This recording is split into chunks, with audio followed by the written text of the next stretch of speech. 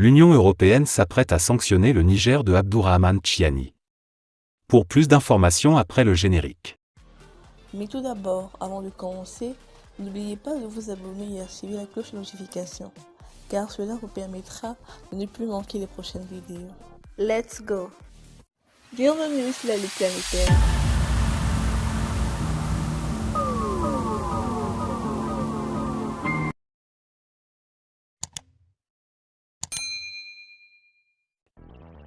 Le haut représentant de l'UE aux affaires étrangères et à la sécurité Josep Borrell s'adressant aux médias. Les pays de l'Union européenne ont adopté lundi un cadre pour imposer des sanctions aux membres de la junte qui a pris le pouvoir au Niger en juillet.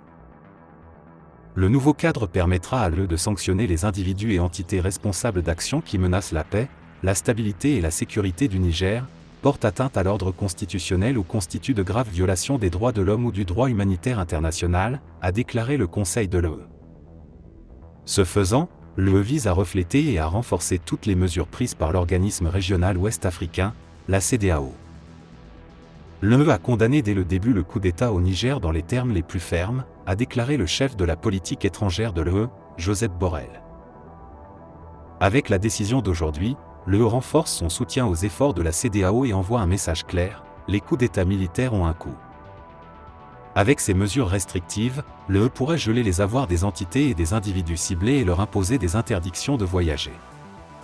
Selon ces informations, les Américains ont discuté de l'éventuelle intervention en coulisses, sans prêter attention à la France en tant qu'acteur important sur le continent africain. En août, les États-Unis ont essayé de retarder les plans de la CEDEAO, tout en cherchant à ouvrir et soutenir un canal de communication avec le nouveau dirigeant Abdourahmane Tchiani. Le canal fonctionne toujours et l'ambassadrice américaine à Niamey n'a pas été expulsée.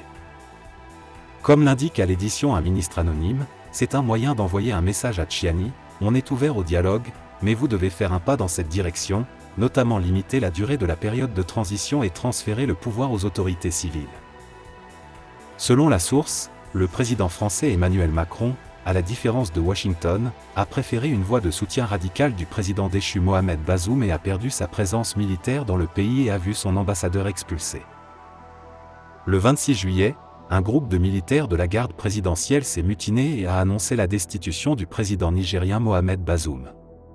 Le Conseil national pour la sauvegarde de la patrie, dirigé par le commandant de la garde présidentielle Abdourahmane Tchiani, a été créé pour gouverner le pays.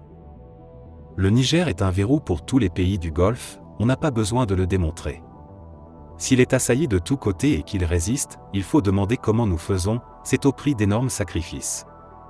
Nous avons été dans ces écoles occidentales, nous connaissons ce qu'il y a comme moyen qui puisse lutter par rapport à ça. Souvent, nous sommes incapables de le faire, parce que nous ne disposons pas de moyens.